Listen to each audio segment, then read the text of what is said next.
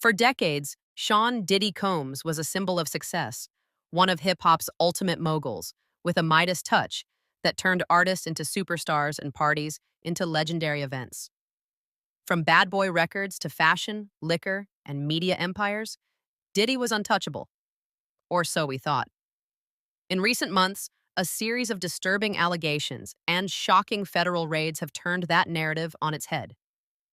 What was once just industry gossip has now become a headline-grabbing scandal with real legal consequences. This isn't just about celebrity drama. This is about power, abuse, and the dark side of fame. Today, we're going deep into the rise and potential fall of one of music's most influential figures. What really happened behind the scenes of Diddy's empire? Why are so many people speaking out now? And what could this mean for the future of hip-hop and celebrity culture? Grab a drink, settle in, and stay with us as we uncover the story behind the headlines. Sean Combs was born in Harlem in 1969, a place that would shape his hustle and his ambition. After his father's murder when Diddy was just a child, his mother raised him in Mount Vernon, New York. The streets taught him survival, but his dreams were bigger than just making it out. After studying business at Howard University, he landed an internship at Uptown Records, working under Andre Harrell. There, he quickly made a name for himself as a tireless producer and talent scout. But it was his firing from Uptown in 1993 that set the stage for his next big move. With the creation of Bad Boy Records, Diddy changed the game. He signed the notorious B.I.G., Craig Mack, Faith Evans, and 112, artists who would define 90s hip-hop and R&B. His partnership with Biggie Smalls especially catapulted him to the center of East Coast hip-hop dominance. But while the music was groundbreaking, the business moves were just as bold. He brought showmanship, fashion, and entrepreneurial strategy to a genre that was still evolving. Diddy wasn't just a producer, he was a brand. Clothing lines like Sean John, deals with Ciroc vodka, and television ventures like Making the Band expanded his reach beyond music. At one point, his estimated net worth exceeded $800 million. But behind the flashy suits, champagne bottles, and club lights, whispers of questionable behavior began to emerge. Over the years, Diddy was no stranger to controversy. From nightclub incidents to public brawls, lawsuits were part of the territory. But in late 2023, things took a much darker turn. It all began with a civil lawsuit filed by singer Cassie Ventura, Diddy's longtime ex-girlfriend and former protege. The lawsuit, which accused him of abuse, manipulation, and trafficking, shocked the public. And even more surprisingly, it was settled in less than 24 hours. That swift settlement led to a domino effect. Suddenly, more individuals, former employees, artists, and associates, came forward with similar stories. Lawsuits piled up, each one more chilling than the last. Allegations of sexual assault, drugging, coercion, and surveillance created a picture of a man who may have used his power in deeply disturbing ways. While some critics questioned the motives of the accusers, others pointed out the patterns.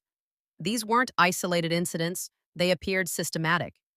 Former industry insiders began breaking their silence, some anonymously, others on record, painting a haunting portrait of what went on behind closed doors. In the court of public opinion, Diddy's golden image began to tarnish. But legal action would soon follow. March 25th, 2024, images flooded the internet showing Homeland Security agents raiding Diddy's homes in Los Angeles and Miami. It wasn't a music video shoot. These were real federal investigations, and they were connected to serious accusations. Law enforcement sources later confirmed that these searches were tied to a human trafficking investigation. Agents were seen removing boxes of documents, electronics, and digital storage devices. At the same time, reports emerged that Diddy's private jets had been tracked and his movements were under intense scrutiny. While he wasn't immediately arrested, the implications were heavy. The Department of Homeland Security doesn't launch raids like this lightly. Their involvement suggested a broader scope, possibly a network of crimes spanning states and even countries.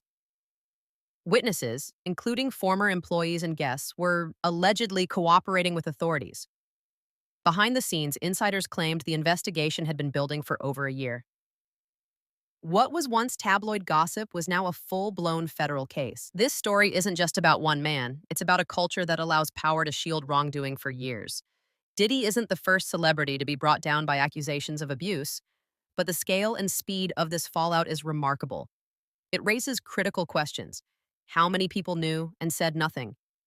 Why did it take so long for victims to feel safe coming forward? And will this finally change how the industry handles internal accountability? We've seen similar reckonings in Hollywood, sports, and politics. The Me Too movement exposed powerful men from Harvey Weinstein to R. Kelly. And yet, time and again, we see institutions prioritize profit and fame over justice. This case may not just be about legal consequences. It could mark a shift in how hip hop and music more broadly confronts its own darkness. As of now, no formal criminal charges have been filed against Diddy, but investigations are ongoing. Federal agencies are reportedly building their case carefully, dotting every I and crossing every T. Legal experts suggest that if charges are filed, they could involve not just Diddy, but a network of associates. Conspiracy, trafficking, financial crimes, and obstruction could all be on the table. At the same time, the court of public opinion continues its trial. His music is still available, but some platforms have quietly begun to downrank it. His brands have lost market value, and his legacy, once glittering, is now overshadowed by scandal. The world watches, waiting. For some, justice can't come fast enough. For others, it's a painful fall from grace. And for everyone, it's a reminder that power without accountability can lead to devastating consequences. The story of Sean Diddy Combs is far from over. Whether this ends in indictments or quiet settlements, one thing is certain. He will never return to the pedestal he once occupied. And maybe that's the point. Maybe it's time we stop putting people on pedestals just because they make good music or wear expensive suits. Because behind the fame, there are always real lives affected.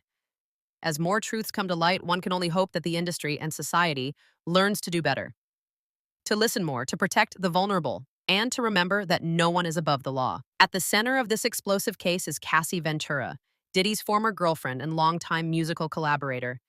She's taken the stand and described years of physical, emotional, and sexual abuse. One of the most shocking claims? That Diddy raped her in 2018. She also revealed that he paid her a $20 million settlement after she filed a civil lawsuit back in 2023. But this criminal case? That's separate and way more serious. According to Cassie, Diddy forced her into drug-fueled sex parties, which she called freak-offs. These weren't just wild nights. She says they were orchestrated events, planned by Diddy, where she was made to perform sexual acts with male escorts, often while under the influence. And the worst part?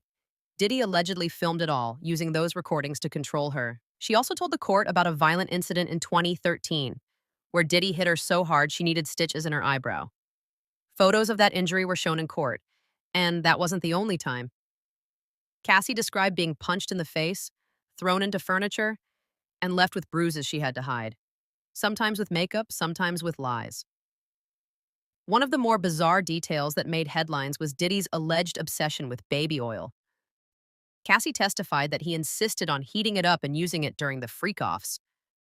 It got so detailed that the judge actually told prosecutors to move on, saying they were going a little too far with the baby oil questions. But Cassie isn't the only one speaking out. A male escort named Daniel Phillip also testified. He said Diddy paid him $6,000 per session for sexual encounters involving Cassie. That testimony backs up her claims and supports the larger charges around sex trafficking and coercion. Cassie also revealed that Diddy threatened to release explicit videos if she ever tried to leave him or speak out. She says it was part of a bigger pattern: emotional abuse, blackmail, and total control. As of today, Diddy has pleaded not guilty to all charges. He's still in federal custody, and the trial is expected to last several more weeks. Legal experts say this could be a major moment, not just for Diddy, but for how the justice system handles celebrity power, abuse, and long-term trauma. We still don't know if Diddy himself will testify, but what we do know is this trial is far from over. And based on what's come out so far, more disturbing revelations could be on the way. I'll be following this closely and bringing you all the key updates. Stay locked in and make sure to follow for the latest.